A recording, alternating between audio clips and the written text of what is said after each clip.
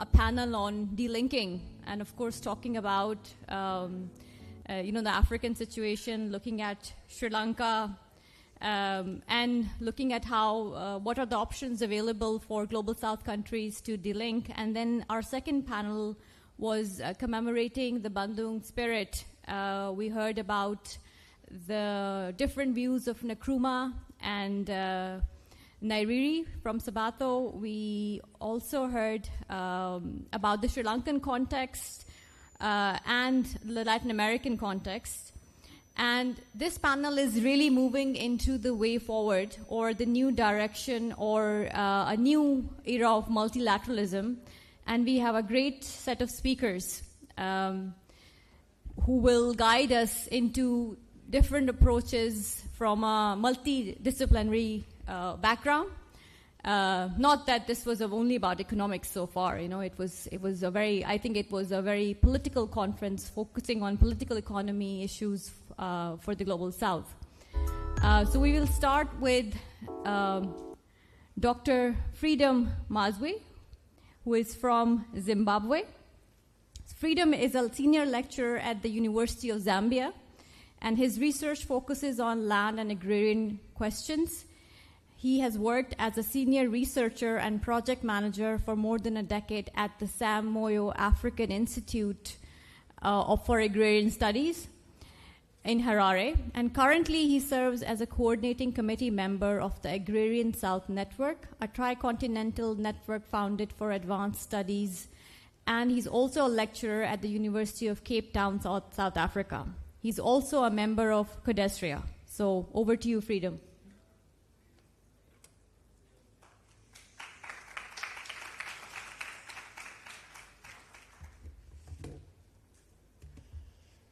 Thank you, Farah, for the introduction, and good afternoon to everyone. I'd like to thank the organizers for inviting me to speak at this platform at a historic event where we commemorate 70 years of Bandung. So, as Farah had indicated, while in this session I was about to talk about the way forward. Right. My original talk was meant to be on Pan-Africanism, the link between Pan-Africanism and Bandung. But there have been some contributions that have been made, especially in the previous panel by Comrade Sabato. So now, and yesterday we had some presentations which gave an economic dimension. So now I'll change focus a bit to start to talk about the land and agrarian questions in the Global South, in the context of Bandung, and try to link them with Bandung to show how important they are and how they should be addressed for the betterment of the Global South. But in all our work, we remain inspired by Kwame Nkrumah, who stated that it is our duty to build, unite, and develop. So we don't have to subcontract any development processes, but we have to do it on our own as a people from the Global South. So when we look at the land and when we look at Bandung and its initial stated principles and objective of sovereignty, independence, and self-determination,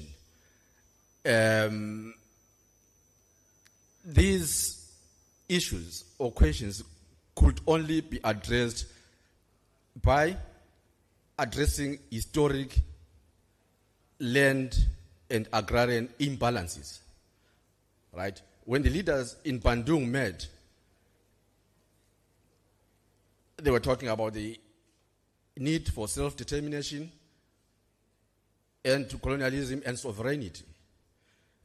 And this cannot happen as long as the reclamation of land has not taken place. Because through colonization, people, indigenous populations, they were displaced from their land, right? So not only people were they dispossessed, but also colonialism undermined local industrial development in the global south through what Bruno yesterday described as the international division of labor, right? We continue to be producers of primary commodities that will be exported to Europe mainly. If we look at the economy of Sri Lanka today, like any economy in Africa, you find that we rely much more on exporting primary commodities that were introduced under colonialism: tea, coffee, rubber, right? So we are dependent economies. So the spirit of Bandung was supposed to bring this to an end, right? Was supposed to bring this to an end. Initially, I said by the reclamation of land, and secondly, by also what my colleagues, previous speakers like Ndongo, identified as delinking, right? Delinking also means building your own industrial base, right? So, I mean, even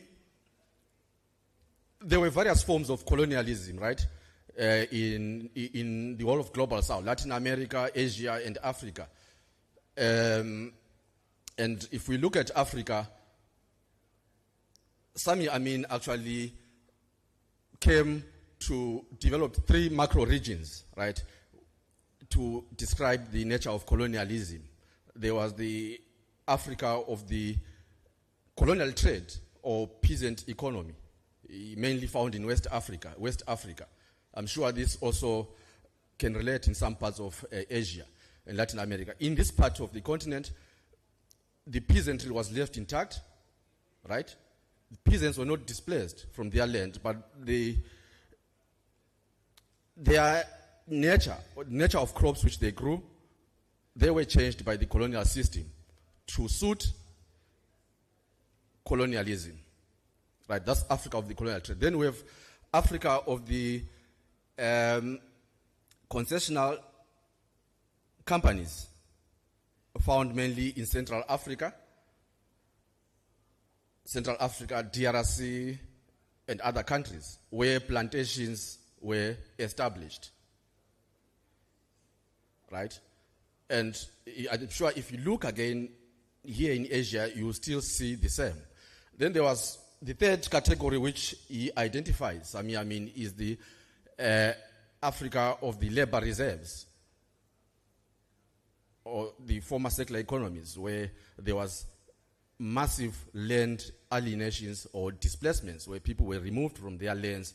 Countries like South Africa, Zimbabwe, Namibia, Kenya, just to name a few. So here there was massive land alienation.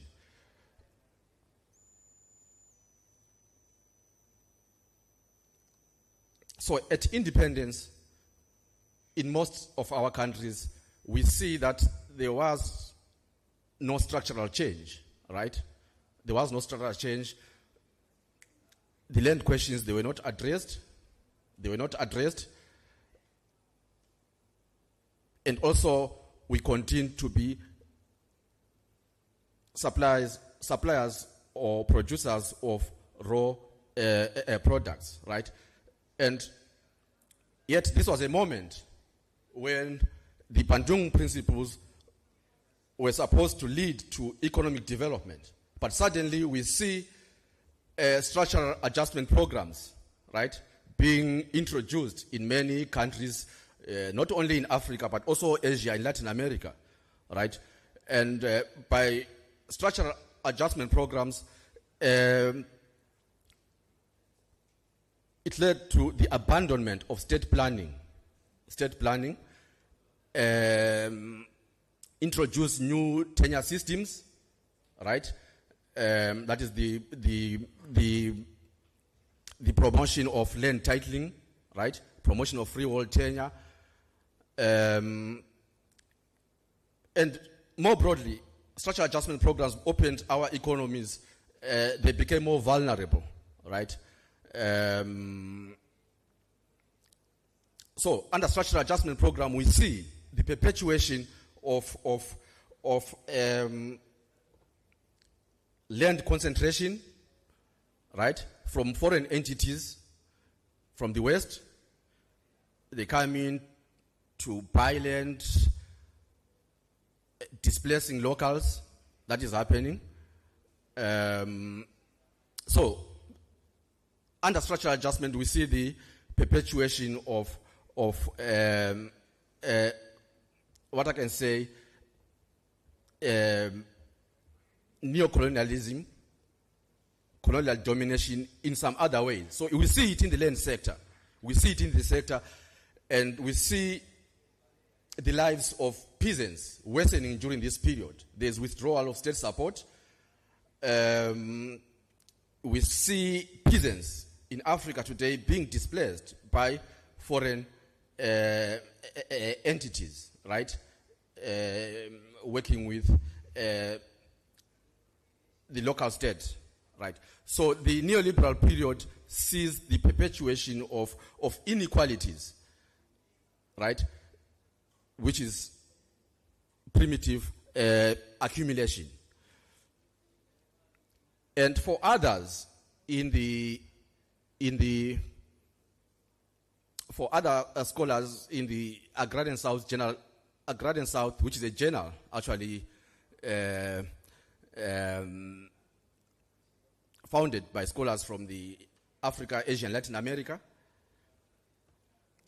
they point out that we still have problems in the global South, which they say is the agrarian question.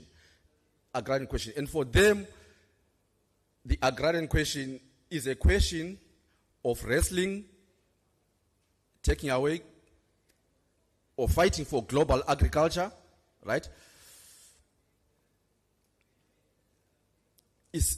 Agrarian question today is a question of fighting for global agriculture, land, and other natural resources from the predatory logic of monopoly finance capital and of submitting them to the logic of autonomous, egalitarian, democratic, industrial, and sustainable development for the benefit of all peoples of the world. So here they identify that under neoliberalism, we now see the dominance of monopoly capital, which is now continuing with the logic of appropriating natural resources, land, and even industries from the people of the South.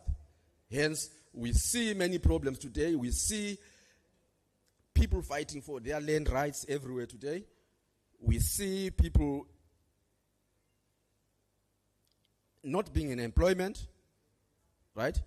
And we see also commodities being exported at a cheap price. So the major task is to fight for the natural resources so that all of us can benefit. So we see that the neoliberal economic policies or structural adjustment programs made us to deviate from the Bandung spirit. And that is imperialism at work. That is what Kwame Nkrumah had warned us before, that this would happen. So for these scholars, neoliberalism did not end the agrarian question, as claimed by some, but it relaunched the agrarian question of monopoly finance capital. That is, monopoly finance capital has now come to be too powerful, more than anything else, right? Leading to the pauperization of the majority of the people. Hence, majority of people, poverty today has been escalating in the global South. We are now much more reliant on food imports. We are no longer producing our own food. We are now more reliant on food imports. And during this period, countries that attempt to implement land reforms, they are met with punitive measures. They are sanctioned. For example, we have the case of Zimbabwe. Zimbabwe undertakes a radical land reform in 2000, and as a result of that, it is isolated, it is sanctioned. The economy is not performing well today. And we have the current case of South Africa. We know that the South African president was summoned to the US, and we know that the reasons basically is not genocide, but is the issue of land. There is fear that if South Africa might undertake a land reform. So the idea here is to strike fear into the South African government and its people so that they don't undertake or implement a radical land reform. So these are some of the effects of neoliberalism, structural adjustment program under neocolonialism. What's the way forward? What's the way forward now? I have been trying to articulate the challenges since colonialism to the post-independence phase, looking at the land and agrarian sector. What's the way forward? And for Semoyo and Parisidos, they argue that to we cannot address the national question without addressing the agrarian question, land and agrarian question. So the most important thing is to address the agrarian questions. How? Implement land reform, so that we address inequalities where they exist. Protect the land rights of vulnerable groups, women, peasants. How do we achieve that? By reforming land tenure, by implementing land tenure reforms, right? We also need to see the state coming in and supporting farmers in the global south. The retreat of the state in the 80s and 90s has caused untold suffering on the peasant. So we need to see the state coming back with various forms of support. It could be price support systems, subsidies, all those kind of things. Promotion of cooperatives, that is important. And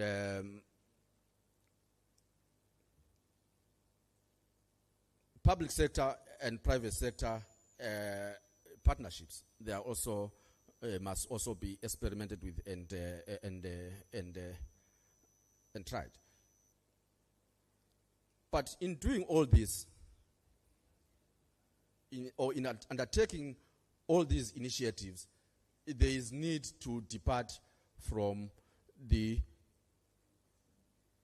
neoliberalism, right, towards embracing other alternatives, and it could be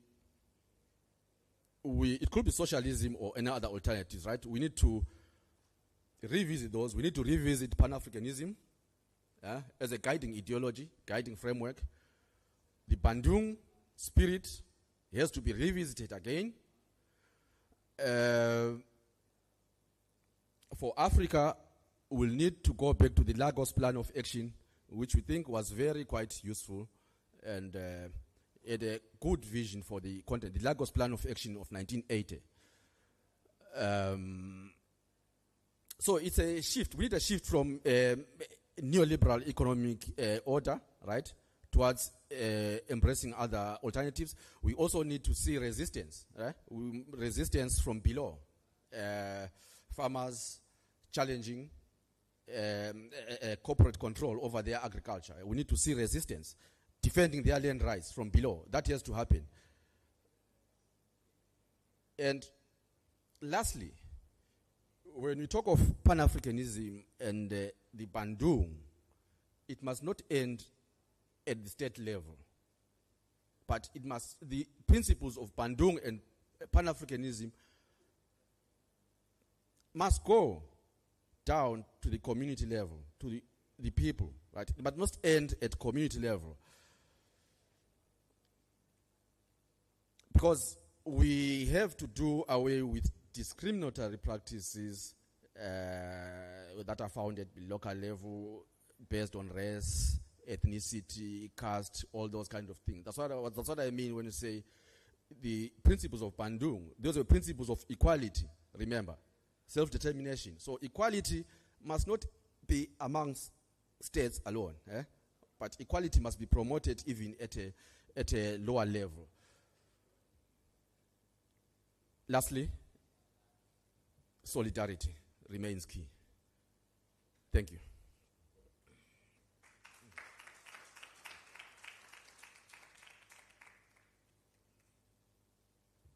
Thank you, Freedom.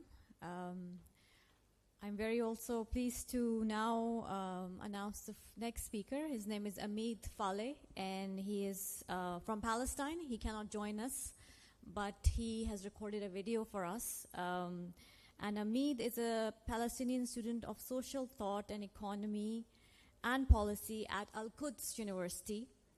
And he's also a member of an initiative called the Good Shepherd Collective, and he's also the youngest member of our 2-day conference. So we'll just put a video of Hamid now. With a minor in urban studies and spatial practices, and today I'm going to talk about the question of Palestine and how it relates to Bandung and the non-aligned movement in general. And I contributed to the Ideas Network with a blog post titled Bandung and Palestine, Reviving the Past or Creating a Future, where I talk about, the shortcomings of the Bandung framework, and hopefully here I will elaborate more on my blog post and attempt to give more of context regarding the Bandung-Palestine connection and how Palestine should remain a central focus of any new Bandung framework. To start, especially in the 1950s, 1960s, the sense of emancipation of the post-colonial state finally taking history in its own hands. That feeling was very much strong in Afro-Asia and Latin America, and within that feeling of emancipation and the questions of how should we complete our emancipation, the Bandung framework, the Bandung Conference was inaugurated in 1955. And here, I'm gonna repeat some of what I said in the blog post, whereby I said there are two things that were shortcomings and Achilles' heel for the Bandung framework, for the old Bandung framework. One of them is the lack of a unified vision about what imperialism is, whereby the delegates of the Bandung Conference some of them derided what they called Soviet imperialism, and others were less enthusiastic about this nomenclature and sort of trait being put on the Soviet Union at that time. So there were a lot of hot-headed discussions between the delegates surrounding this framework, and eventually, the Bandung framework took a stance that sort of, in a way, satisfied both sides and met them in the middle. The other thing is the uniformity of economic developmentalism at the time, whereby developmentalism was viewed in terms of catching up with the West instead of developing social formations that would pave the way for autocentric progress. And one of the many manifestations of this mentality is the proliferation of turnkey factories.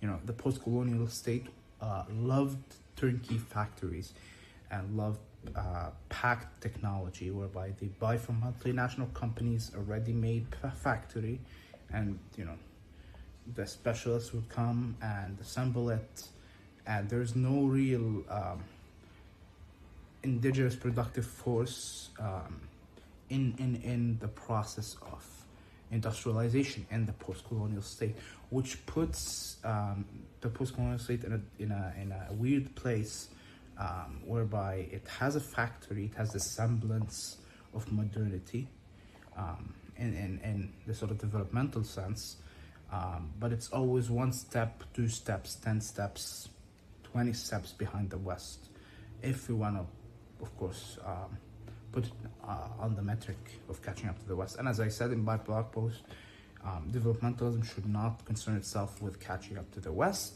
but more sort of trying to develop the social formations in the specific national context itself. And of course, each national context may differ from one another, so there's no ready-made formula and a universal formula for developmentalism. There are, broad frameworks you could work with, broad principles, but to universalize and to mechanize economic developmentalism, it is an erroneous mistake. In history, it doesn't exist. Each national context, each region has its own particularities, has its own material conditions that must be met.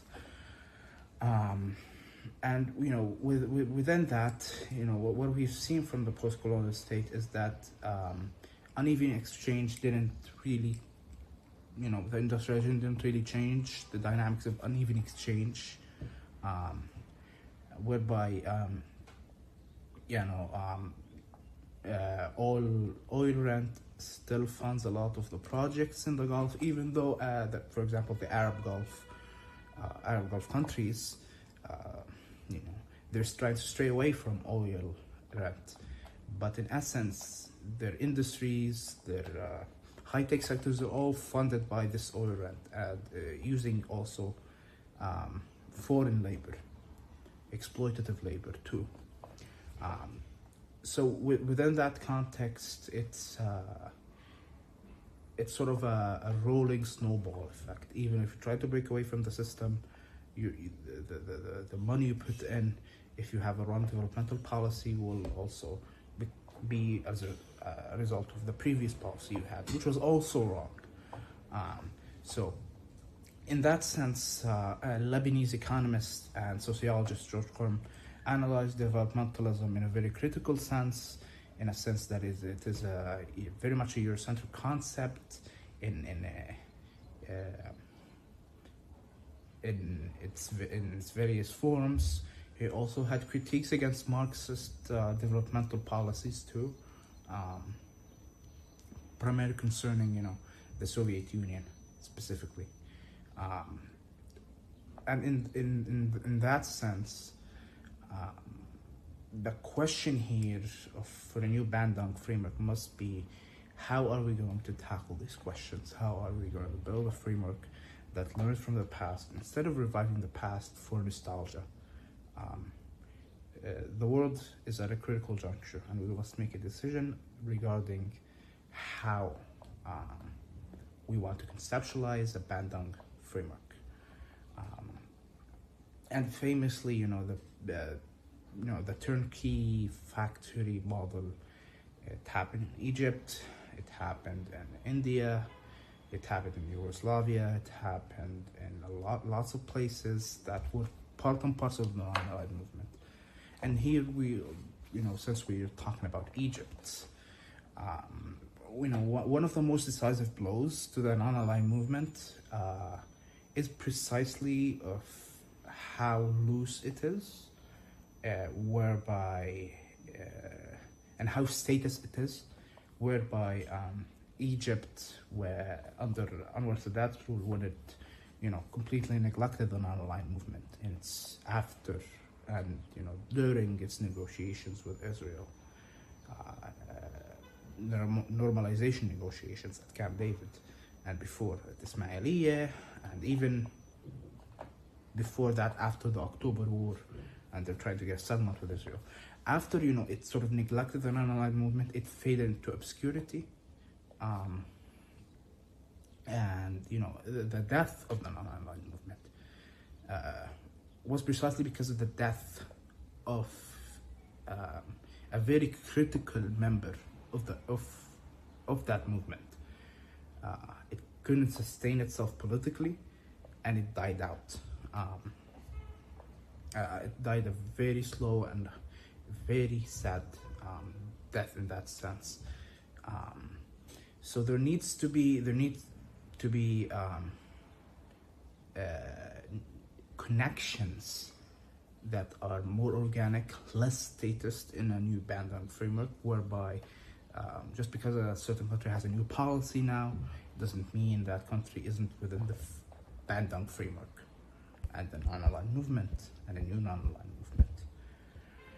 movement. This also, forms a protective barrier and a more organic link between the global South countries, because when we're talking about connections, we cannot put them in a status sense. Putting them in a status sense, we have tried that and we have seen the result. In the case of Egypt, it's completely neglected the non-aligned movement. Anwar Sadat famously mocked Tito, Tito very publicly at times. He mocked him. And in that sense, there's no way that one could envision a new Bandung framework without more organic connections between activists, between peoples, through programs, through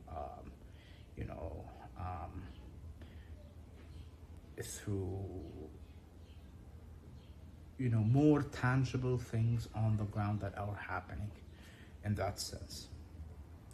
So the focus on statism should be less than the focus on actual people-to-people connections in that sense.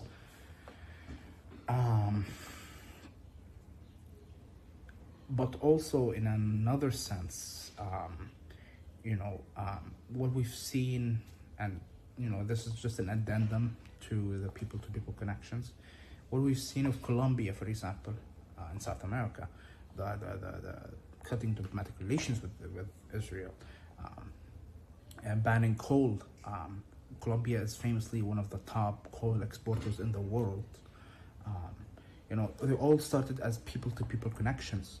They all start from activists who pressured the Colombian government to do this. This is also considering Gustavo Petro's, Marxist background, which played a huge part also in this. But we must also sustain this movement and sustain this momentum for Palestine through people-to-people connections that pressure governments and constantly put a strain on them whenever they try to normalize the very idea of the Zionist entity into people's minds. And in that sense, this is where, things sort of shine. When 𝒂𝒂𝒓𝒔 𝑨𝒇𝒕𝒆𝒓, for example, talked about Afro-Asia becoming giant. It became giant because of the social transformation that happened during that time. It became giant because of the revolutionary vigor that was at the time, that they're going to modernize and they were going to stand with the oppressed world, especially India and China. And considering, and I'm also talking about the Palestinian context, whereby India was very supportive of the Palestinian cause up until the 80s and 90s. And this coincided with also the Oslo Accords. So in that sense, there's also failure on our part as Palestinians. We have regarded solidarity as being mechanical, just a given, but it requires work, it requires effort, it requires constant effort that we must sustain, lest India, for example, as of right now, becomes one of the, I think, the top one buyer of Israeli weapons in the world.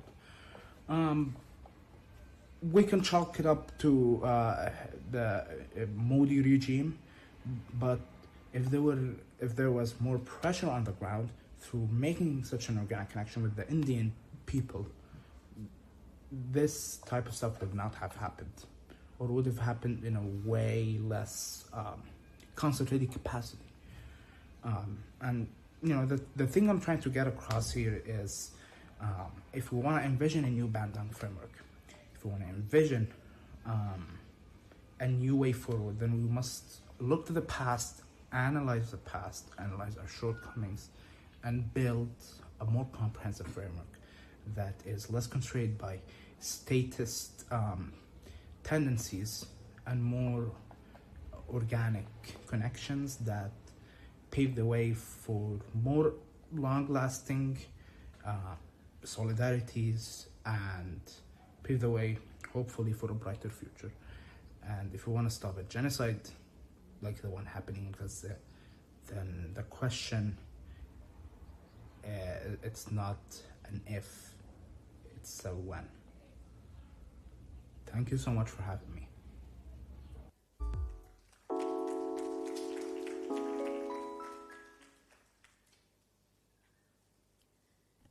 Our next speaker is Janvi Sen. Janvi is the deputy editor of The Wire, which is an Indian non-profit newspaper or news website. And it is known for being one of the most progressive and critical sources of journalism in India and across South Asia. And I know from speaking with some of you that it's very well known in Sri Lanka as well. So Janvi, please come in.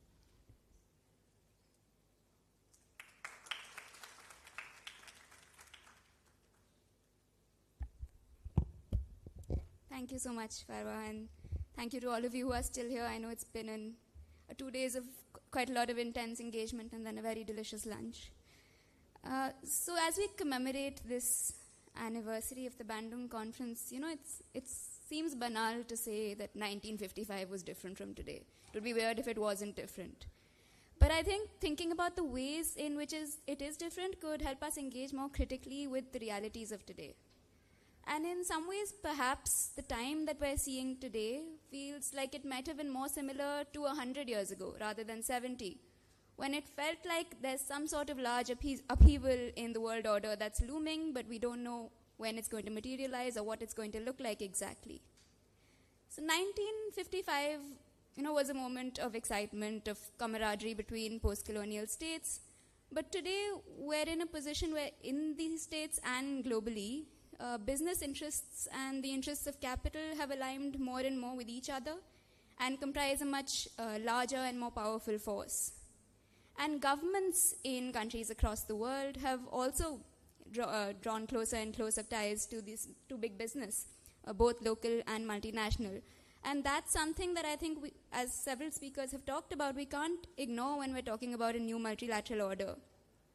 That domestic elites and big capital, including in the global south, and governments that are aligned with those interests may be working off of priorities that are largely different from those of the people, the environment, and an equitable future.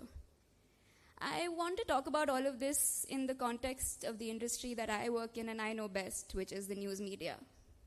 The way capital and government intersect does have serious repercussions on the media because, as we all know, most news media across the world is privately owned. Of course, you can debate whether it's possible at all for privately owned media to be entirely independent and de-link editorially from business interests, but that's not the debate I'm getting into at the moment. But what we have seen recently is that even the facade of media independence comes down when the priorities of capital and government become entirely intertwined. Now, perhaps the most stark example of this is something we saw recently in the US about a month after Donald Trump was sworn in, when Jeff Bezos announced that the Washington Post, which he owns, will no longer be publishing, will be publishing op-eds in support of free markets and personal liberties every day, and will not publish anything that stands against these so-called pillars. Now, in some ways, what Bezos has done is he's said the quiet parts out loud. We know that these things happen, But he's also exposed the ways in which owners can indeed shape editorial policy even when they have no stated or official editorial roles. And that brings me to the media in India, where I work, and which I think serves as a useful case study for what I'm trying to say. Now, while the TV media in India is largely owned by big corporates, we have newspapers that are both family-owned and also others that are owned by big corporates. This also means that a company's other business interests and the relationship they want to maintain with the government to further those other interests are reflected in how much and in what way they interfere with editorial policy. Over the last decade, we've seen the TV media become not only megaphones for the government, but often going even further than the ruling party would in terms of furthering divisive narratives and a right-wing Hindu nationalism. Now, this becomes even louder without respect for fact, nuance, or the basic tenets of journalism when it comes to matters of foreign policy. And we saw this recently during the heightened tensions between India and Pakistan. Another place that this has been evident has been during the ongoing genocide in Gaza, where unfortunately in some ways the Indian state has undone its historical pro-Palestine position. This has coincided with Indian companies selling drones and arms to Israel during its horrific military action in Palestine. India is also the largest importer of weapons from Israel. The big Indian media rarely ever covers any of this or talks about the genocide anymore. What we did see right after October 7, 2023, though, was that a large number of Indian journalists, particularly from the TV media, suddenly landed up in Israel. These are journalists who often would not go to different parts of India that are seeing conflict. But suddenly, after October 7, they were in Israel talking about how horrific October 7 was. Now, even parts of the media that do report critically on domestic matters tend to not do so or tread much more carefully when it comes to foreign policy or diplomatic matters, particularly because the discourse is highly militarized and securitized. Now, this is true not just in India and can be seen in most parts of the world, that reporting on what a government is doing domestically often looks very different from reporting on what a government is doing internationally. And what this ends up doing is limiting the scope of the conversation in some important ways. Public discourse on multilateralism and collaboration, for instance, are driven far more by the government's priorities and agenda than the people. And this is something to be challenged because in the world we live in today, while the interests of capital extend beyond borders and are even encouraged to do so, the ways in which the interests of the people extend beyond borders is paid less attention to. To build an international conversation that goes beyond what the state wants to talk about is then essential.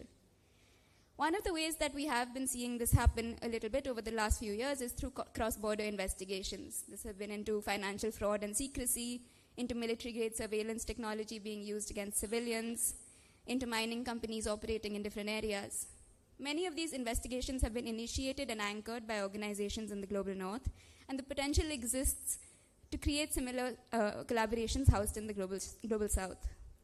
Much of the stories we tell and will be telling for the next several years about environmental degradation and the steps that aren't being taken to try and remedy that, about the contractualization of labor and the explosion of gig work and what that has done to the rights of workers, and about the impact of new technologies like AI exist across the world. And it makes sense to draw attention to the ways in which interests of global capital may align on these in ways that harm the interests of the people worldwide and particularly in the global south. Another way to try and do this would be to try and create and support conversations that highlight the repercussions of state policy, often supported by big capital, that go against the rights and interests of their people. A small such attempt on media freedom was made in 2023 while India was hosting the G20 summit. The independent news organization that I work for, The Wire, which Farwa also mentioned, was part of organizing a parallel M20 summit on media freedom, comprising media organizations from G20 countries and beyond, to talk about the legal, political, and financial pressures that media is coming under in countries across the world. These pressures are often common or similar, but not ones that leaders of the G20 have shown interest in discussing or addressing. Attempts like this could hold the potential of creating multilateral narratives that try and stretch and push what states are willing to say on their own. As the speakers before me, both yesterday and today, have pointed out so lucidly, to create a more just multilateral system would require global South states to truly stand as representatives of their people and their economic and social interests. I believe one of the ways to push for this focus for this is to focus on conversations that bring out those interests and the ways in which they align internationally, particularly across global south countries. Because while we may have inherited borders that are in many ways getting stricter and harsher, both physically and with the growth of ethno-nationalist movements in various parts of the world, the borders we hold in our imaginations and our conversations need only be as strong as we want them to be. Thank you.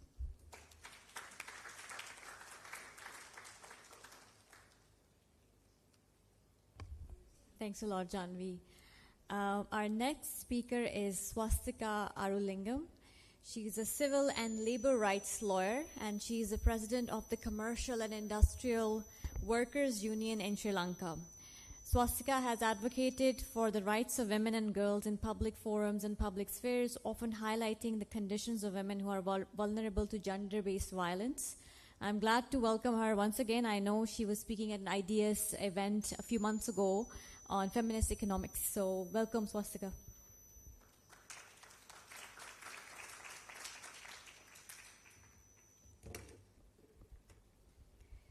Thank you so much for having me to speak to you today. I did not attend the conference yesterday, but I did listen to Professor Chandrasekara's speech. I want to specifically mention that because he observed that I was not there yesterday. But the specific reason I mentioned his speech is that he made a statement, and he said that if you want to build a bulwark against imperialism, it can't just be peoples. It has to be a state which represent a people who want to build this bulwark. And so after I heard this statement, this sounds like a very high ideal, and I'm just a trade unionist. So I was speaking to some of my trade union colleagues, and I said, you know, this is a Bandung conference, and we are speaking about South-South solidarity. So what do we as trade unions have to say in this conference? And my colleague, my comrade, he simply said, there must be a lot of Sri Lankans here who also supported this government, who believe in this government.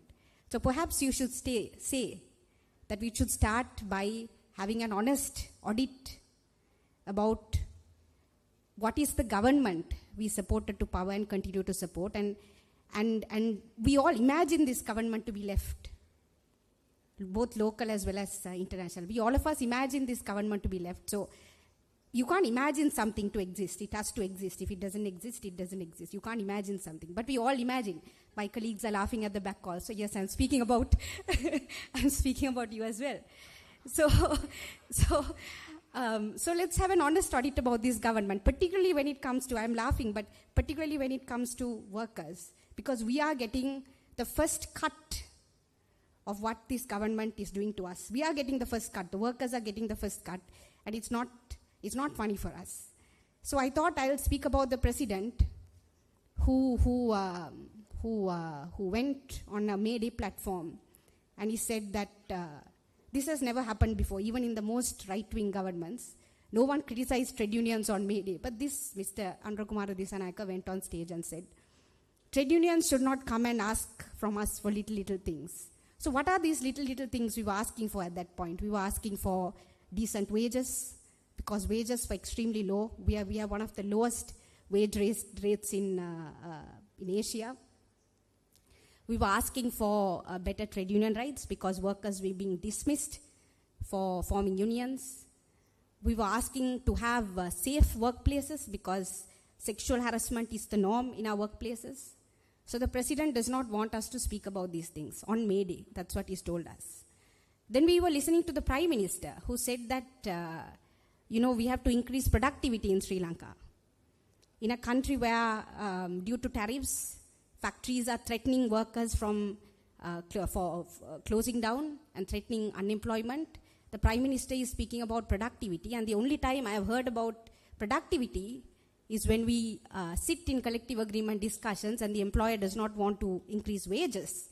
So he says our productivity is very low, and therefore your wages are going to be tied to productivity, and we're not going to increase your salaries. Then we have a senior member of cabinet who says, we were asking, trade unions were asking and saying, don't send workers to Israel, because then we don't not only become complicit to the genocide, what's happening in Palestine, but we also make workers complicit in this process, because the more workers are sent to Palestine, the more it becomes harder for us to actually speak against this genocide which is happening. And he simply, went on media and said, we are not sending workers to settlement areas. We are just sending workers to Israel. And it's ironic because he is also the head or the chairman or the chairperson of the Sri Lankan Palestine Society, Friendship Society. So it's ironic that he says we are only sending workers to settlement areas when the whole state of Israel is a settlement state. It's a settler colonial state. So it was ironic to listen to him say that. Then few weeks ago, 1,400 workers were just dismissed from work, as if, just disposed of, as if there's nobody's business. International factory shut down. And we do have, despite the fact that we don't have trade union rights on the ground, we do have strong termination laws in Sri Lanka. So we thought the government would step in and, completely injunct the closure and say, you need to pay proper compensation, otherwise we are not going to allow this closure. But instead, members of the ruling party goes in parliament and blame the trade union. One of the few trade unions which exist in the free trade zone, they decide to put the blame on this trade union for the closure. And then, of course, the companies and the employers, carried on with it. So much so that the trade union leader, a few days ago, he told me, we have had right-wing governments in the past, but I've never seen a government which is so captured by employers. This government is completely captured by employers. That's what he told me, and that is the reality on the ground. Then despite the fact that we don't want to stand with Palestine, when we ran out of salt, it's ironic, yes, we are a country surrounded by a sea, but we ran out of salt. Then a member of the government comes and says, no, it's because of climate change. So it's heartwarming that he's talking about climate change. And if you want to fight the climate crisis, then we need to have global solidarity. But we don't want to do that when it comes to Palestine and thousands of people being disposed of, and we don't want to stand with them. So this is the audit or the observations which we as trade unions have made of the government, because we, despite the fact that all of you know I contested in a party opposing this government, we were still hoping that there would be a space for workers to organize on the ground. There would be a space for something, at least something would change on the ground. But what we have experienced in the last 6 months is not only what we experienced under previous governments, but employers openly dismissing workers and our demands. We could actually feel that on the ground. So, since we're talking about Bandung and we are talking about the spirit of Bandung and South-South solidarity, and we want to build this bulwark against imperialism, I want to start from ground. I want to start from here. I want to start from Sri Lanka, because we are addressing this issue here, and say that workers are starting to build something despite the odds against us. We are starting to put the building blocks back on the ground. We are starting from ground zero because our workers' movement was destroyed. In the 1980s with the general strike, there was a big destruction of unions, and since then we have been struggling. But once again, things are reviving on the ground despite the odds against us. What we do not have, however, is intellectuals and academics who call yourselves left, to stand with workers, to not stand with the government, or not stand with the state, and to excuse everything which is happening, to imagine that this government is left when it is not, when it is captured by the local elite, but to stand with workers, to stand with farmers, to stand with fishers, to build cooperatives, to actually do this. And we don't have to excuse this government in order to do that, because despite whatever this government has done, this government only exists because of the spirit of the Aragalaya. That is the only reason this government exists. So we also believe in that. We also believe in that spirit, the spirit which people wanted system change. They came together. They pushed out the old elites. Unfortunately, new elites were hoisted again. But we believe in that spirit, and that is precisely why, despite the odds, trade unions are working towards organizing workers, farmers, and so on. And we are working towards specific goals. We have asked for debt justice. We have asked for exit IMF. I'm told by some people that exit IMF is a far-right slogan, far-left slogan, whatever that means. I didn't know there was something called far-left, but I'm told. So we are still calling for exit IMF and exit from IMF conditionalities. We are asking for debt justice. We are asking for, I won't say debt forgiveness because there's nothing to forgive, as someone said the other day. We are asking for a new debt renegotiation. We are asking the government, we are demanding the government to reopen it. And we are not doing this alone because we know that debt is not a Sri Lankan problem. And we speak about South-South solidarity, but we know if you want to start off with South-South solidarity, start with debt, start with climate issues, start with what IMF is doing. As we stand here speaking, the NPP government has put forward a bill to unbundle the Ceylon Electricity Board. While it has failed in all other countries, we all know unbundling the energy source is the first step towards privatization. It has failed in so many other countries. And now they are talking about bringing back into the public ownership. But here we are talking about unbundling the Ceylon Electricity Board. So let's talk about these things. Let's talk about the IMF. Let's talk about debt justice. Let's talk about climate. These are things which we can actually build South-South solidarity, because these are concrete. These are not issues floating in the sky. These are concrete issues. And these are issues I think workers and farmers and workers' movements and farmers' movements and fishers' movements can actually come together to talk about these things and can actually build pressure to change governments. Because if you are going to rely on governments, if you are going to rely on this government, we're going to rely on, no one is relying on the Modi government, but in case someone is, change is not going to, we can just, keep talking about it. During Bandung, maybe the situation, not maybe, of course the situation was different. There was a euphoria because countries were coming out, new countries were being born, independent movements. We have just won independence struggles, but that doesn't exist now. So where do we find that hope? We find that hope in what's happening on the ground. So when I say South-South solidarity, I don't just mean ideas floating in the sky. I actually mean movements connecting. And we're already doing that. We are not waiting for academics or intellectuals to lead us. We're already doing that. But what we do need, however, is knowledge and data and things which in the past academics and intellectuals did contribute towards, and now they have, for whatever reason, have slowed down or completely stopped working with us. So that's what we need, and that is what I would like to ask in this conference, which has many of you here. Thank you.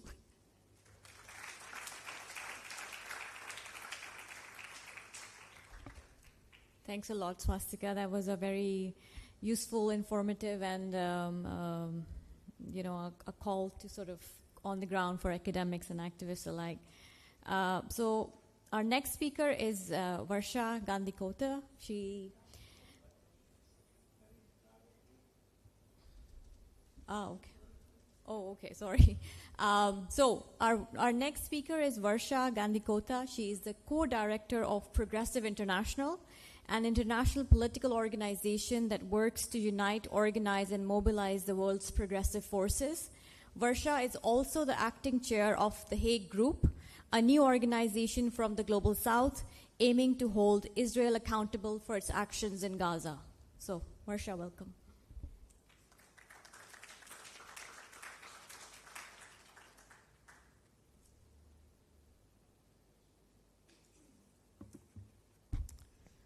This is a losing fight, me versus podiums at every stage. Thanks everyone for inviting me here. Thank you, Farwa, for giving me this platform. The banding spirit that we're discussing today feels a little bit like the mood of this room right now, where the grand opening happened long ago and we're all a bit sleepy and unsure about where the spirit lies. But I hope that I can keep your attention in this last remarks of the day. I know that when we look back 70 years ago and talk about the banding spirit, we're really talking about the Global South rebelling, right? Rebelling against the outright horrors of colonialism of eras past. And now, 70 years later, when we look at it, we're talking about a different kind of rebellion. Can the people of the Global South, the same states of the Global South, now rebel against a more insidious danger, an insidious danger of the consolidation of transnational capital and empire that we see really has spread across the world? And I feel like the question we've been grappling with throughout these 2 days is, can the South rebel? What would it take? What would that look like? And I want to start from a slightly different question, which is, what does happen when the South rebels? What does happen when small states in the global South do attempt to resist this kind of global international order? And I actually want to borrow from my speakers on this panel today and tell you maybe very briefly 3 stories from 3 parts of the world. Tegucigalpa in Honduras, Harare in Zimbabwe, and return to The Hague. If you go to Harare today, which Freedom talked about in his speech, you'll see a country and an economy that's been completely wrecked by sanctions. Something that isn't even reported in the media. When we think of sanctions, we think of Iran, we think of Cuba, we think of Venezuela. Rarely is it that we actually think of Zimbabwe. But Zimbabwe has been under over 2 decades of sanctions from both the United States, from the European Union. And if you ask why this happened, it's because when it had its colonial independence movement, and it was still Rhodesia under British colonial rule, Zimbabweans decided they wanted to take their land back. And under what conditions? When it was Rhodesia, 80% of the land, of the native arable land, was saved just for the white settler colonial farmers. And they created these legal reserves, right, called the native reserves. And it was the only non-arable 20% of land where black natives could actually own the land and do their farming. So naturally, when you had an independence movement, as Freedom obviously laid out, land was central to that question. Taking back land was, of course, central to the very creation of Zimbabwe. But what happens is instantly, of course, when the land reform actually kicks in, you have, boom, sanctions from the United States, sanctions from the EU, and you have domestic laws in the United States, that something called the ZEDERA law, by the way, specifically about Zimbabwe, which mandates every single United States employee in the IMF, in the World Bank, in any international financial institution, by law, to veto any funding to the Zimbabwean government. All this because Zimbabwe decided to try and take its land back. But that's not even the horrific part of the story. If you go to Harare today, you will see that Zimbabweans are paying their former colonizer families money as reparations for taking the land back. $3.5 billion in what's called the compensation deal, which of course the current government has now capitulated to in 2020, only to get rid of this boot of the sanctions that stays on their neck. If you're in progressive rooms in the global north in the US in academic forums, there's almost this sense of, we're entering this new era and, we're talking about reparations and artifacts are being sent back to the global south. But if you go to places like Zimbabwe, you realize that's bullshit. Forget reparations. What we're really living in is an era of reverse reparations, right? Where the Zimbabwean government now is forced to go to the African Development Bank to take a loan for money it does not have and give $3.5 billion to pay its former colonizers for land that it rightfully took back. This isn't a story that's unique to Zimbabwe. You go to Honduras, you see once again a country that's being bankrupted. This time by crypto billionaires from California. Billionaires who are heads of organizations like PayPal, Palantir, Peter Thiel, the famous guy who said, the age of government is dead because he believes that billionaires should now run the world. And that's exactly what they did in Honduras. With the support of a US military coup-led government, they instituted charter cities and set up these special economic zones, went to a beautiful island called Roatan, took it over, and said, we're going to build a micro-nation and a libertarian paradise here. What does a libertarian paradise mean? Literally exactly what it sounds like. So they wanted Bitcoin to be the official currency of this island. They wanted voting to be proportionate to the amount of property that you own. And of course, when the local community protested, they shut off the water supplies, shut off the electricity, and said, no, actually, this is a special economic zone and a charter city that belongs entirely to us. Again, history, of course, moves, and you have new socialist movements. And Honduras does have its own new socialist government, elects its first woman president, whose first campaign promise is, if I get elected, I'm going to abolish the ZDA's law, in Spanish, what's the SCZs as we call it in this part of the world, and take our own land back. And she does exactly that, wins the election, and through a unanimous vote in the parliament, abolishes the special economic zones law and says this island actually belongs to us. What happens then? Boom, again, punishment. They are hit with 10 lawsuits from 10 different companies in secret corporate tribunals in Washington, D.C., because all of them have clauses, the investor-state dispute settlement clause, that's part of every single bilateral investment treaty that the Global South has with companies in the Global North. One lawsuit alone is $10.8 billion. And if you want to kind of make sense of this number, it's 2/3 of the annual national budget of a country like Honduras and 1/3 of its GDP, essentially pushing the country into complete bankruptcy. Every stage of the game, wherever you see the Global South trying to take its own land back, as is the case with Zimbabwe, trying to take its own trade back, as is the case with Honduras, you see that punishment comes down swiftly and certainly from the Global North. And I want to end with The Hague, where I had the great privilege of being inside the Peace Palace with the delegation from South Africa at the start of last year, bringing the historic Genocide Convention case against Israel. And this is yet again another moment, right, where the Global South was taking our global institutions back.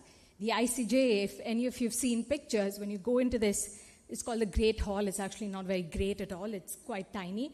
But it has these beautiful kind of stained glass windows all around. And I was looking at them and asked somebody, what's on these stained glass windows? Turns out it's $1 million donation from Andrew Carnegie, so on and so forth. And it's supposed to depict this evolution of progress, where Western civilization, who were the enlightened in these stained glass windows, were bringing the ideas of progress to the rest of the world that was stuck in primitivity still on these stained glass windows inside the ICJ. And that's really actually the origins of these institutions, right? ICC famously was always called the black man's court because it had never dared to actually bring any Western criminals into the court until, of course, they tried to go after Bush, and now they're trying to go after Netanyahu. So certainly puzzling for me inside the Great Hall of the ICJ, because I, as an Indian, could certainly not see myself in this evolution of progress stained glass windows. Neither could my South African comrades. Neither could actually the Irish lawyers who were part of the South African delegation. But what happens after this case? We come out of the hall, and Netanyahu goes on television and says, "Nothing can stop us. Nobody can stop us. Not even The Hague." And immediately, 2 weeks after that, in the US House of Representatives, a bill is introduced to put all United States bilateral relations with South Africa under review. Once again, the logic of punishment. Every time Global South tries to take its own institutions, own land, own trade back, the logic of unilateral punishment from the powerful nations of the world is certainly something that we observe. Now, what do you do when you have unilateral punishment? And this is where I'd like to kind of make the argument for why I'm, I suppose, a bit more optimistic, because I don't think there is any other option. The only antidote to unilateral punishment is collective action from the Global South. With or without ideological coherence, which is something that we can debate until the cows come home, of course, for the Global South. And this is what we've seen at the start of this year with what's called the Hague Group of Nations, which is 8 countries: Malaysia, South Africa, Namibia, Senegal, Colombia, Cuba, Bolivia, Honduras, who all came together and announced something very simple, that we, just learning from how we defeated the South African apartheid regime, are going to replicate a collective bloc once again to institute coordinated measures against Israel's violations of international law. We will arrest Netanyahu and Yoav Gallant should they come onto any of our soils. We will not let our ports give harbor to any ships that want to carry military equipment to Israel, and we will not let our factories be used to export arms to Israel. So simply saying we will use our courts, our ports, and our factories to cut off, materially cut off the arteries of the genocidal machine in Israel. But this idea of collective action isn't limited to geopolitics, right? You do see that in political economy as well. Why do I say that? The same ISDS logic. Honduras, when it's hit with this lawsuit, does withdraw entirely from what's called the ICSID, the court, the secret court in Washington, D.C., that arbitrates all of these debates, right? But Honduras doing it alone means that, of course, the United States ambassador in Tegucigalpa is making lots of noises. There's articles every day in the Wall Street Journal, in Washington Post, in the FT about investor confidence completely dropping. Their credit ratings have gone down. But if you do it collectively, it's very hard for an entire region's credit ratings to be slashed in one go. Why do I think this is possible? Because the Europeans have done exactly just this. 6 months ago, the European Union collectively decided to exit what's called the Energy Charter Treaty because it has the ISDS clause, and when they were trying to stop drilling, they were being sued by fossil fuel companies. Italy was sued by a fossil fuel company, Spain was being fined by a fossil fuel company, and so collectively they decided, let's all withdraw, instead of each of us doing it alone, because they look at Honduras and they know when you do it alone, the companies in transnational capital are going to come for you. And the same model is being experimented with, let me say more cautiously, by Global South nations. I'm coming from a meeting at CELAC 2 months ago where there were 20 nations of Latin America and the Caribbean sitting collectively to discuss how they might put all of their bilateral investment treaties under review at the same time. And these are countries that stretch from Cuba to Panama, right? So there's really no kind of left spectrum that I'm talking about. But if I can kind of borrow liberal speak, it just makes common sense. It makes good sense for small global south countries to act together. And this idea of collective withdrawal, something that Ndongo talked about, that's evident in Bruno's speech, for example, you can see in multiple other things. A patent cooperation treaty. What does it do? It's a treaty that allows a company to just file a patent in one country and have it automatically apply in every other country that's party to the treaty. If I withdraw, I'm making it that much harder for a Pfizer or a Moderna or an AstraZeneca to immediately apply its patent in my country. And I'm saying, no, actually, you have to follow my government's rules and my sovereign health framework. And this idea of collective kind of bargaining applies on multiple levels, and it has been experimented with. COVID is a very good example of the moment, which I know many of us want to forget, but a moment where our international institutions failed us, right? Our global public health institutions. Turns out they weren't really global, and they weren't really about public health either. We tried to work with the World Health Organization to say, let's pool all our vaccine patent technologies together. Anyone discovers a vaccine, let's all produce it. It died because Global North opposed it. Then we went to the WTO, the World Trade Organization, and we said, fine, it's not a patent pool, that's too radical, it's scaring people off. It's just a temporary waiver, right? Just for the duration of the pandemic, let's not apply patent protections onto vaccine technologies. That died as well, despite the support of 100 nations from the Global South, because the EU and the United States, countries where the pharma companies are headquartered, vehemently vetoed it all the way to the end. But you had a new bloc. You had a bloc that was led by Cuba, which offered its vaccine technology without patent, taken up by Mexico and Argentina before Milei, who offered their production capacities, also taken up by countries like Bolivia, Kerala government in India, Kisumu County in Kenya, saying, yeah, we'd actually like to produce for the South from the South. Why on earth should developing countries be reduced to this position where arms outstretched, we're begging either for pharma companies to find a conscience or for global north governments to give us their charity? We actually will set up our own health sovereign bloc. And these are, again, experiments that are real, that are out there in the world, that have been worked with, right? These are not theoretical ideas that we're trying to imagine into existence, as my previous speaker said. But the only way to lock these victories is to institutionalize them. When you had something like the UNASUR, the regional South American regional organizations, they had a very simple idea. They created what's called a medicine price bank, for example. Sounds silly. What is it? Right now, no country is allowed to reveal what price a pharma company is offering them for a medicine. By law, by the contract, it's written in opacity deals, right? That you cannot tell your neighboring country. I, as India, can't tell Bangladesh, hey, I've been offered $6 per dose for this vaccine. Bangladesh can't tell Sri Lanka, essentially allowing us to not work together. They said, fuck this. We're going to have, apologies, we're going to have a bank where we all simply list the prices that were being offered so that we as a region are going to collectively negotiate and get a price that's fair, so they do not let us divide and rule and essentially create what's a race to the bottom. And that applies across the board, right? It applies to wage rate, it applies to product rates.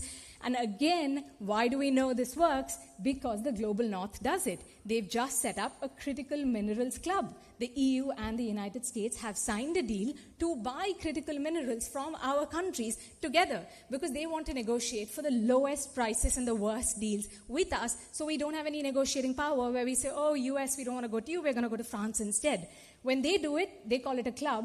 If we were to set up a critical minerals producers organization, it would, of course, be called a cartel. Whatever it's called, the logic remains, it is workable and it is doable, and these experiments are something that we should watch and absolutely support in person. I think I'm definitely over time, so the last thing I wanted to say perhaps is, I'm not, I am a statist, I think, in my optimism, but it's certainly not limited to states. I think this kind of experimentation of what does internationalism really look like in the 21st century begs each of us, movements, trade unions, intellectuals, to rethink our own activities. The idea of the strike, what do workers have at their disposal?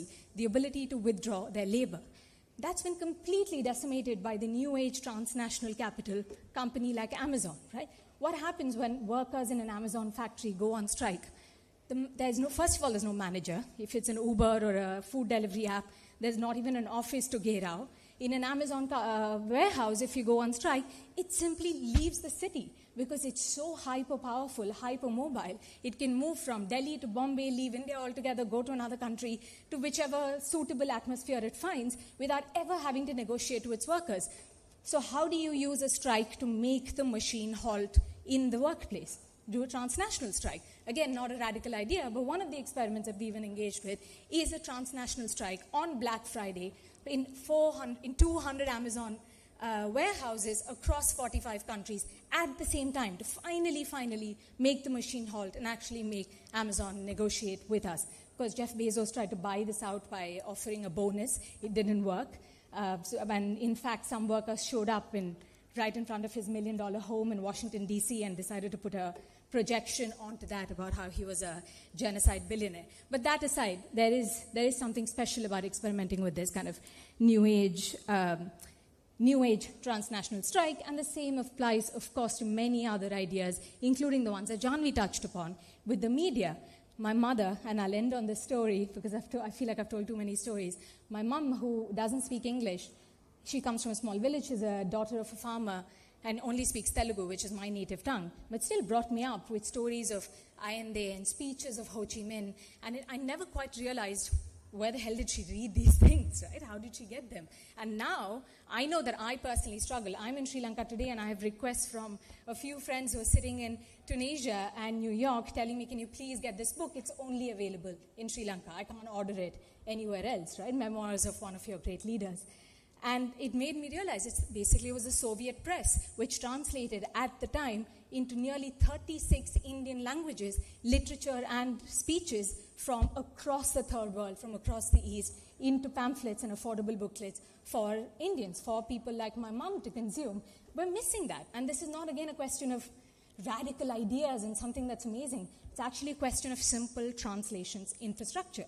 Again, an experiment that we at the Progressive International are engaged with amazing partners like The Wire, for example, where we want not just headlines, but critical analysis from around the world through a very simple network of independent left media publications. But what we can bring to the table is through people like you, a giant translations infrastructure where everything that we're talking about can start in Hindi and Telugu and Tamil or Sinhala, but then reaches parts of the world and left forces across the world in French and Portuguese and German and Brazilian and so on and so forth. So I guess in conclusion, really what I'd like to say is, from taking over the streets to seizing the state, I really want us to be thinking about what it means to build Southern institutions very much in the same spirit of the new international economic order, and I guess ask the question, which is our motto when we set up our international, how do we make solidarity more than a slogan? Thank you very much for having me.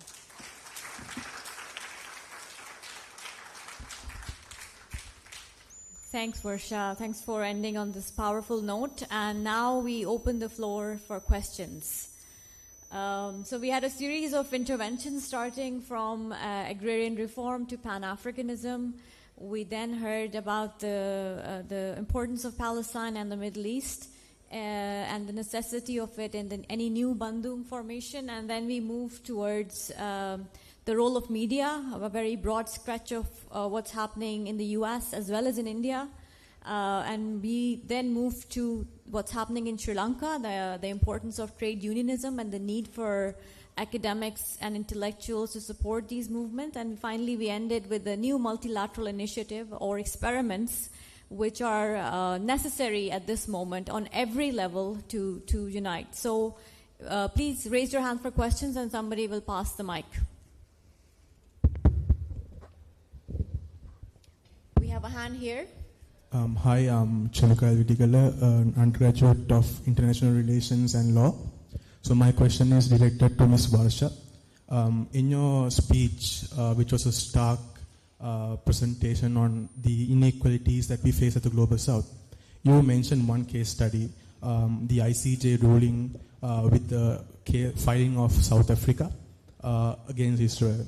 So my question to you is the collective action from the Global South is naive to be held optimistic that it will work? Is it naive to be accept that the collective action will actually work while the actual enforcement is lacking? For example, when the ICJ ruled that Israel is committing acts of genocide, there's nothing happening in the world right now to sanction them or not. But what happened actually was US sanctioned the ICJ, and the Western countries are now leaving ICC, for example, Hungary, and no Western country has yet tried to arrest Netanyahu when he has an open warrant issued by ICC. So do you think it is naive to believe that collective action will work or while the enforcement is lacking? Thank you. Oh, come on. You can't ask that question to one activist. Here, please, yeah. The mic here. And then there was a hand there. Okay. Actually, I was not going to speak at all. I was listening to so many speakers in the last 4 sessions for the last 2 days. But you finally kind of forced me or coerced me to speak. This is because I have this feeling, maybe perhaps something to do with my age, of being pessimistic, having lived through, seen what's been going on and being aware of things from the 1960s onwards, that this whole spirit of Bandung, non-aligned movement at its peak, liberation movements in Africa and different parts of the world, and we reached a particular crescendo of South strengthening. But I'm going to say something a bit heretical probably. Ever since the collapse of the Soviet Union, the breakup of that balance in the Cold War, that maintained a certain level of social justice around the world because there was a balance.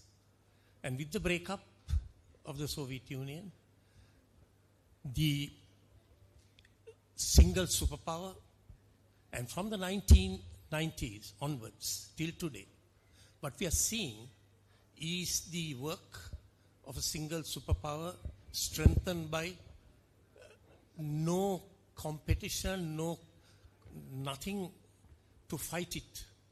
And we are scattered, our strengths are scattered, we are fighting in different situations, all by ourselves in small little niches.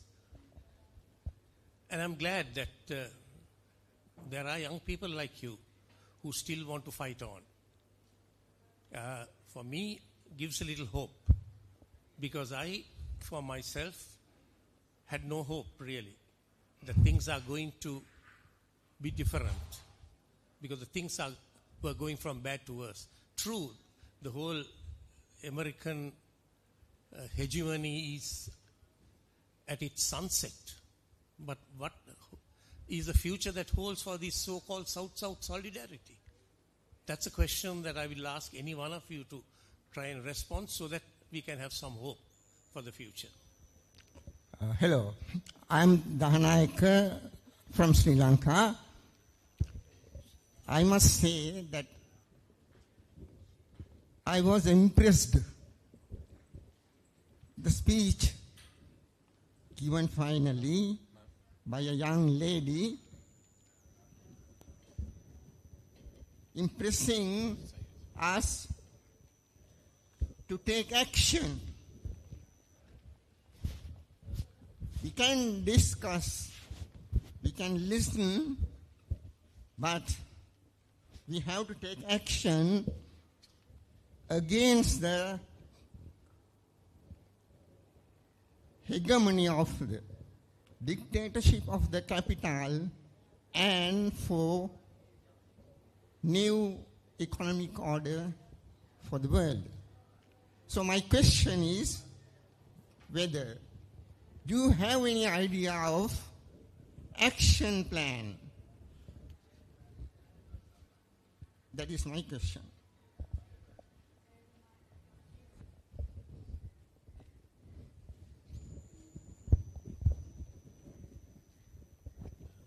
I have a provocative question for Freedom, because I read your blog piece, and also today you said that Lagos Action Plan was a kind of a progressive economic blueprint.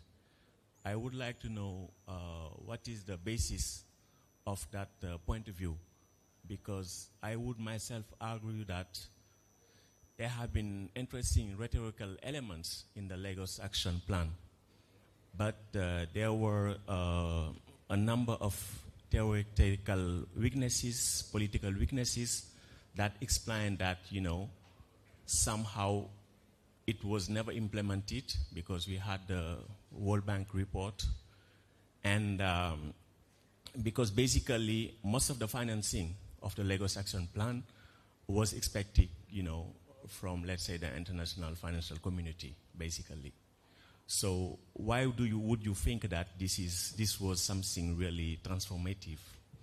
And I have the feeling also that since then, most of the so-called economic blueprints coming from the continent have become, to some extent, worse in terms of, ambitions of economic transformation.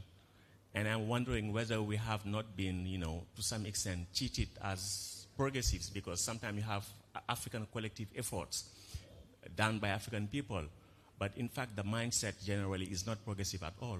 We had the NEPAD, and we have the IFCFTA, and myself, I would not see them as Pan-Africanists. So should we not also be a bit critical about all these documents that pretend to be Pan-Africanist? Okay, we have one more question, and then we open up the...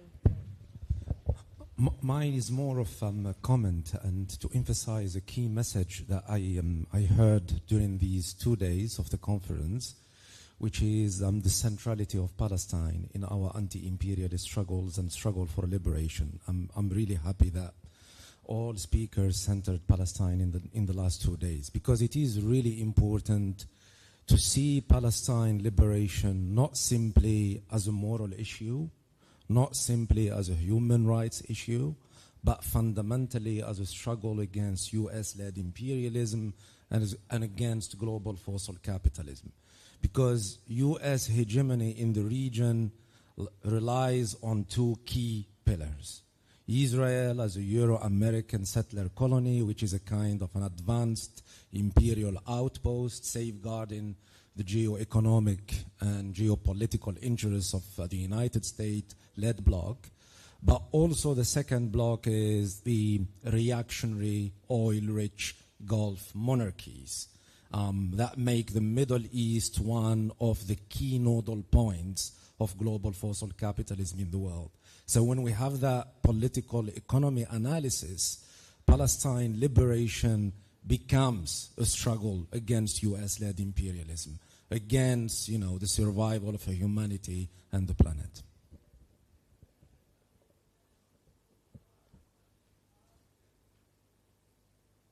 Yeah, so please, the mic's with you. Well, anybody can start.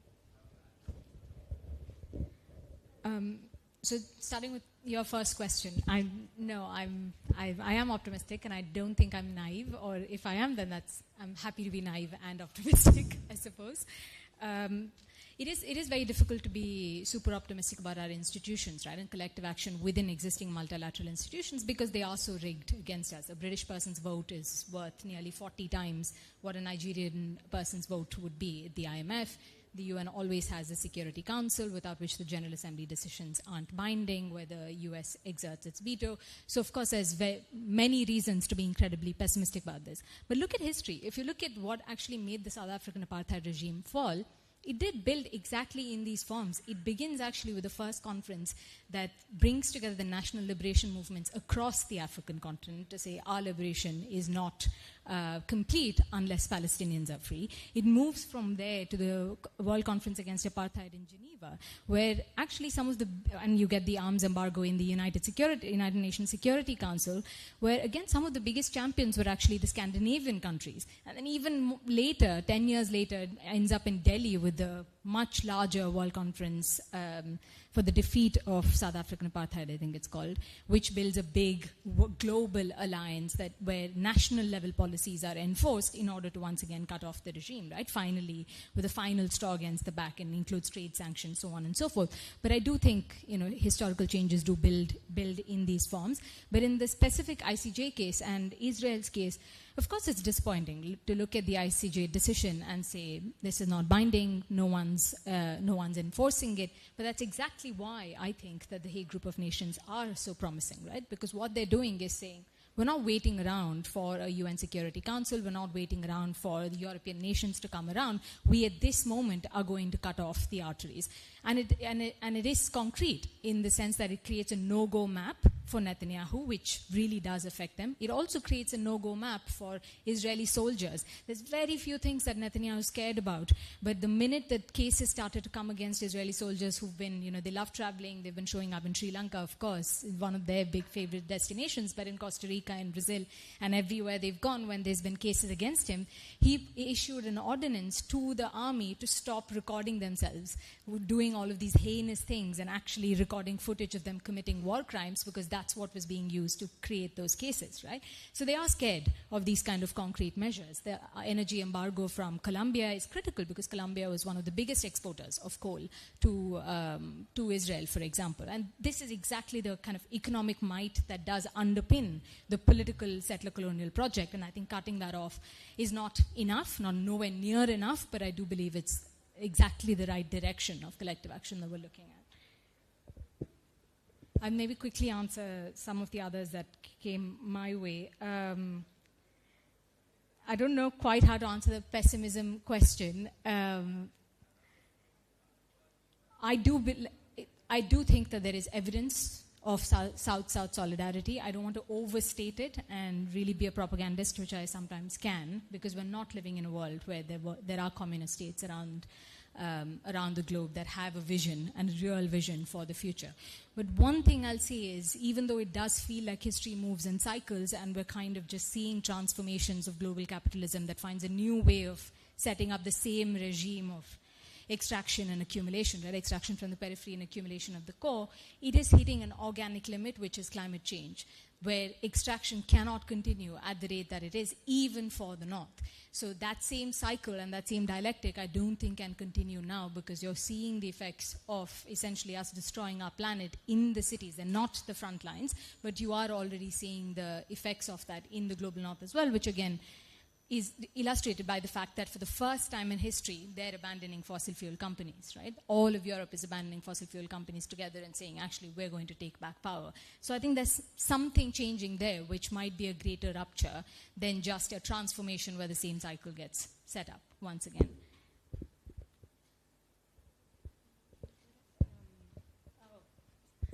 This is going to be an advertisement for my job, which I will say shamelessly anyway. We actually do have a project called the New International Economic Order, which many in this room are involved with. It's incredible third world scholars from around the world, and many more, I'm sure, who can be involved, including political leaders, governments who've actually experimented with kicking out military bases, setting up things like the Medicine Price Bank, setting up regional organizations and building things like... Regionalization is exciting, right? Because it's not just about political economy gains, it's also about social changes. Traditionally, infrastructure always went from plantation to port everywhere, because that's how the colonial infrastructure went. They didn't care about building a train between your city and my city so that we could both feel part of a national identity together. They just built from your city to the port, my city to the port, so that it can be extracted straight to the port. But there have been regional cultural organizations and infrastructure organizations that have also made these kind of changes. So all of that expertise is actually being brought together now, we're hoping.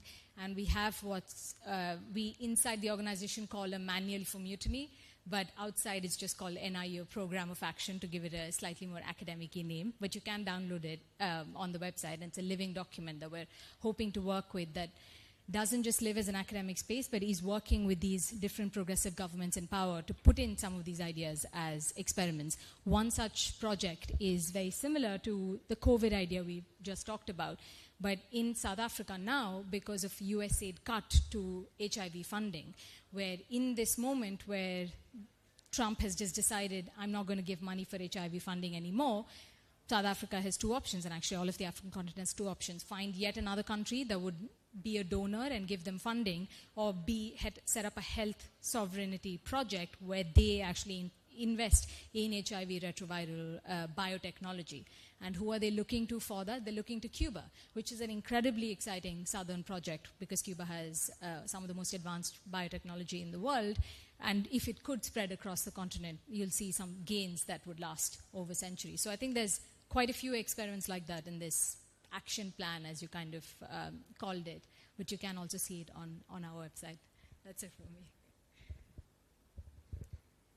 I guess I'll start by just responding to what Hamza said, and I completely agree. And I think one of the big disappointments in global South solidarity over the last few years has been the fact that governments have not come together on this. The Hague Group is an incredible endeavor, and it's wonderful that those countries did, and South Africa's action particularly was inspiring.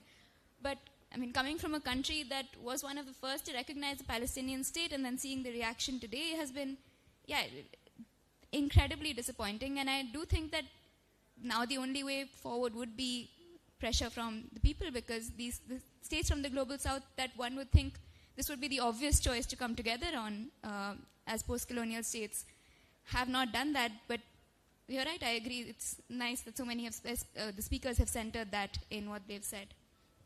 I guess I'll also respond to what you said, sir, about hope and when you lost it. And I think Varsha and I both, and I'm sure many others in this room, were born after the fall of the Soviet Union. And and so we don't have that moment or the moment before that to maybe hang on to as a time when things were better. And I think in that situation, hope and the fight is a political choice. It's not a belief necessarily. And I guess that's what keeps it going. I wasn't planning to respond, but I just wanted to respond to this comment. As Sri Lankans, we did have a moment in 2022, and I'm going to hold on to that, despite the fact that things have not, things have gone south since then. But just to respond to the Palestinian question, I think what brought down the apartheid in South Africa is ultimately economic sanctions. And like even South Africa, right? They are taking Israel to court, but then they are also they're not cutting trade, they're not cutting economic ties with Israel. And that is precisely what our government is also saying. So I think it's not enough to, legal sanctions are very important, I think it's really important, but if you want to bring down an genocidal state, an apartheid state, economic sanctions, at this point, economic sanctions are, I think, must. And that is what I think as people we should push for. Thank you. Thank you so much. I will respond to Ndongo Sila. Yeah, the Lagos plan of action. Why I think or suggest that it is something that we should revisit. Mainly, why I say so, because when you look at the document, its analysis of the causes of the problems or development challenges in Africa, it noted quite well that we had dependent development arising from deteriorating terms of trade and many other things, and it went on to propose issues such as industrialization, right? Also intra-African trade, right? Those were some of the suggestions which I think were very positive. Added to that, the development model, in my view, which is suggested in the Lagos Plan of Action, was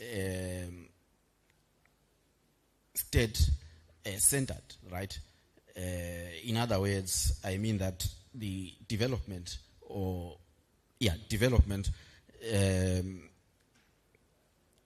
realized that, the African states then realized that capital was supposed to play a subservient role. So state planning was going to be the key. I agree with you that on the issue of finance, reliance on external actors is not something quite positive. Yes, I agree. And this is one thing which is not, which I think also we must not be followed.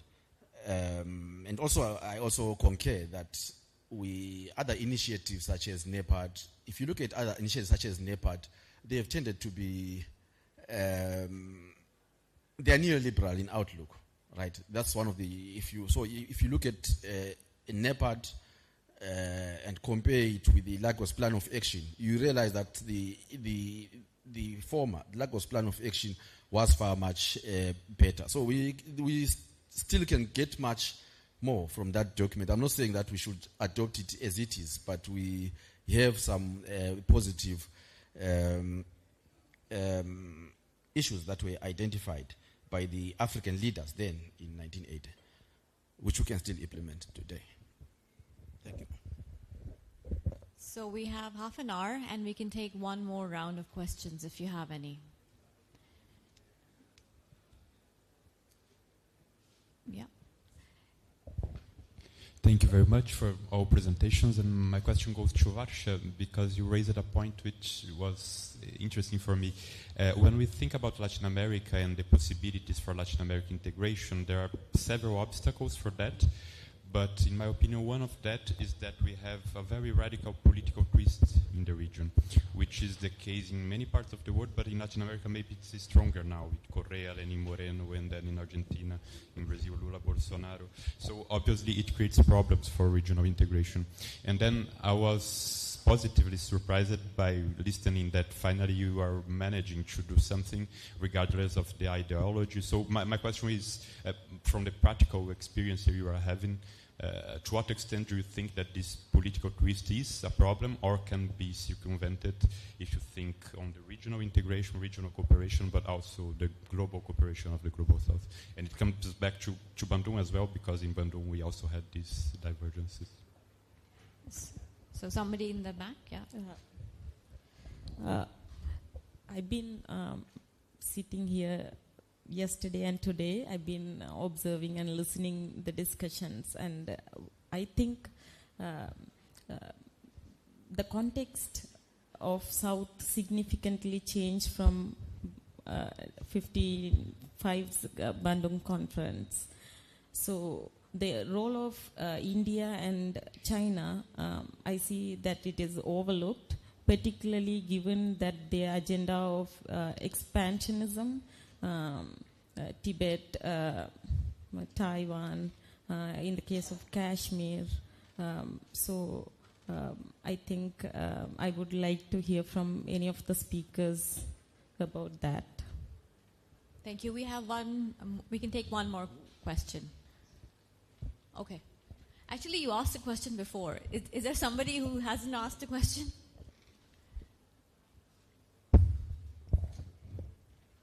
I know him, so that's why it can be like that.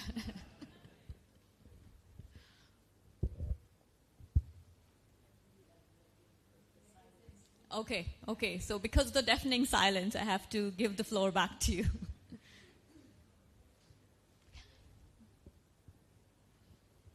All right. I have a question directed mainly towards SWAS. Few people mentioned the Soviet Union. So a quick, very interesting anecdote is, during World War II, the workers in Sri Lanka, organized by the communists, got really riled up about solidarity with the Soviet Union. They really believed in it. And there was a story that one of the workers was dismissed in a factory for organizing a union. And at the time, they were finishing an order for the Soviet Union, and he refused to leave the factory. And the factory owner said, "We're not going to pay you." And the worker said, "It's okay, I'll work for free for the Soviet Union." Very different time. Cannot imagine that today. You talked about, I think, very important things about practical things that intellectuals can do for the workers and peasants movements in countries like Sri Lanka. And historically, one of the things that we can do as intellectuals is to provide workers with political knowledge, to arm them with knowledge that they would otherwise not have. And, in the current context of all the changes happening in the world, like it's been nice to see a revival of, say, pro-Palestine activism, but it always feels like in Sri Lanka we're still very inward-looking, like a kind of a frog in a well mentality, right? We don't have many conversations at the level of working-class organizations of the processes happening around the world, not just Palestine, but also the Sahel, Venezuela, could be about, processes happening in China, for example, and so on. So, like, what can we do concretely to have those conversations, or is it just that since the 80s the working class movement has been destroyed to such a point that it's still bread and butter issues, it's still talking about the next collective bargaining contract and so on? Yeah, thanks for your question. We'll go this way, and please be brief. And also you can have some concluding remarks. No, myself, I don't have it.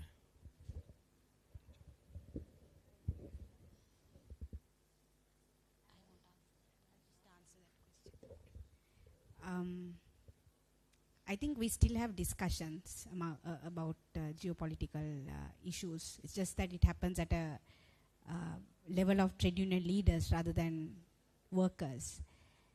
And I think one of the reasons for that is, unlike perhaps in the 1980s or before that, we don't have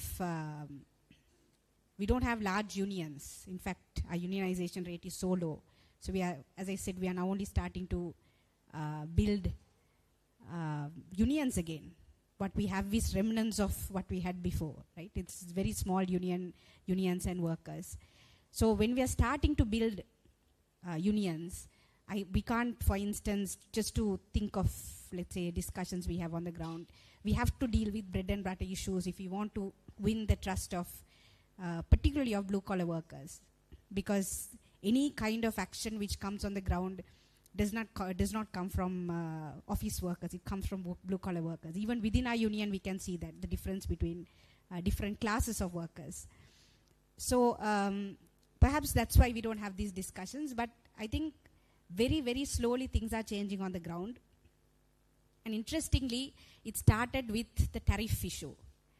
Because the tariff issue actually affects the bread and butter of our workers. If factories close down, if they lose job, then there is no plan B. Workers have come into the free trade zone, they have to work. Some of them have thought, we're going to work in this factory till we retire.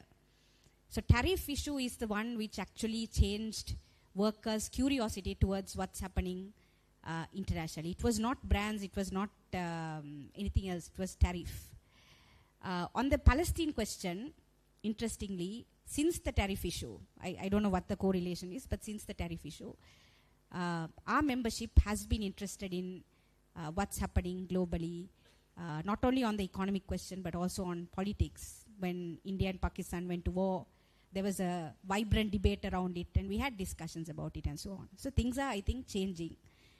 But whatever discussion we have on the ground, because we are starting from ground zero, have to start from bread and butter issues, and that's what we are doing. And that is because we do that, when we speak about tariff, when we speak about Palestine, when we speak about what's happening in South Asia, workers are listening to us, and that is what I think we will continue to do.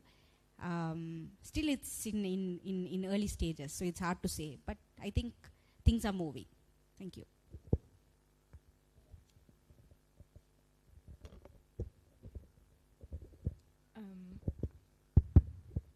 Yeah, Bruno's question about, Latin America is famously kind of no I don't think I fully agree with the pendulum theory, but the theory goes, it swings between far right and far left governments often. And what does that mean for regional integration projects? Ndongo and I were having this conversation earlier about how when you're on the left, sometimes you have to be conservative. You have to be conservative about your progressive wins. What do we mean by that? That when we do actually get a victory, we have to be able to lock it in place, right? And before I start talking about integration, at the national level, so something like exiting this transnational corporation arbitration clause, which Ecuador, for example, when it did have a left government under the government of Rafael Correa, a small country, right, in South America, and now doesn't have a left government anymore, was cool. Long story short, there's a banana plantation business owner that's currently the president, voted in just a few weeks ago. But when the question of an ISDS clause, really boring, technocratic, something that's, in the dark halls of the Ministry of Trade that's often discussed, was brought out into the public as, and some of what you're describing, Swastika, which is that bread and butter issues aren't isolated from the global economy, right? But to be even building that narrative is a political project in and of itself, where the government and the people and the unions do have to work together. And that project was such a mass popular project that this clause, that we will not have this clause in our bilateral investment treaties, went into the new Ecuadorian constitution, such that it was locked in that we as the Ecuadorian people will never subject ourselves, will never make ourselves vulnerable to lawsuits from transnational companies that will sue our governments when we institute pro-poor policies. So when the left government was was couped, and it did lose power, and a new right-wing government came in, and of course he's a great friend of Donald Trump. He has dinners in Mar-a-Lago. He's a banana plantation owner with offshore accounts in Panama, so on and so forth. So he loves this ISDS clause because it's his own companies that can sue governments everywhere and make billions of dollars. And he tried to put it back. But to put it back, he can't do that now because it's been locked into the Constitution, right? It requires a constitutional amendment which forced the new right-wing president to call for a referendum on this question.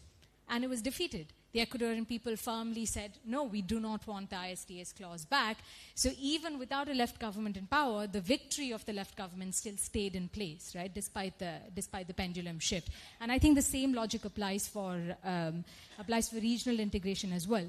The example I gave of the Medicine Price Bank that existed under UNASUR, the South American regional organization, that organization is defunct now because you had Bolsonaro come into Brazil and essentially make Brazil exit the treaty, Argentina, Chile exit the treaty. It doesn't have a treaty actually, but exit the organization, and is now struggling to come back on itself. Can you imagine such a thing happening with the European Union? It would be impossible. Every European country, every European parliament has its own flag and has the flag of the European Union. Every institute of the government, police station, wherever you go, this identity that actually we are all together. No matter what, whether we hate Greece, whether we think, whatever we think of southern Italy, every place, the country flag and the European Union flag. That's what we should have had with UNASUR in every single country, where it isn't just a multilateral initiative, but a real political project where the people of the region were made to be together, forcing a government like Bolsonaro's or Milei's and stopping them in their tracks when they try to exit and say, actually, the alliance we want is with Trump and Modi, not with you guys, then the people would have been able to protest. So I think it's a good example, the comparison of why ISDS clause stayed in the Constitution, but UNASUR organization was defeated. That's helpful.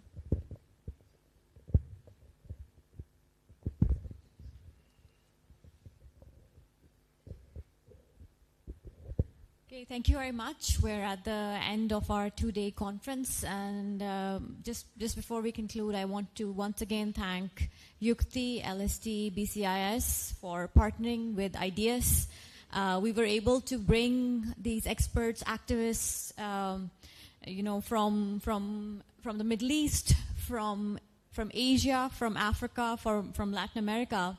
And one thing that you may not realize is that the quality and the nature of conversation changes when it's in a global South country.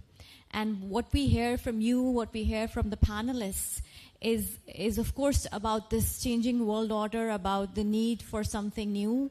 And in spite of the pessimism, which is of course, it's there, it's a very pessimistic situation, nothing lasts forever. And in this moment, all we can do is continue the work that we're doing in different ways. And this is one of the problems with the left movement as well, right? Because it's not really asking for capital accumulation. It's a different kind of return, which is not for personal gain, which makes it much, much harder. But I think without it, there is nothing. So thanks a lot for being here. Thank you for your engagement. And yeah, see you later then. Thank you.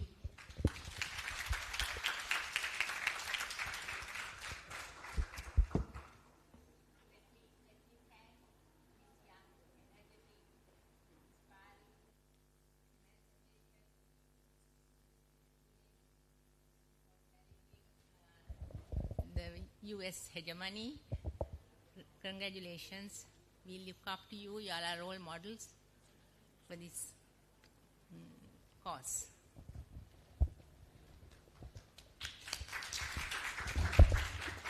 There's also tea and cake waiting for you. So.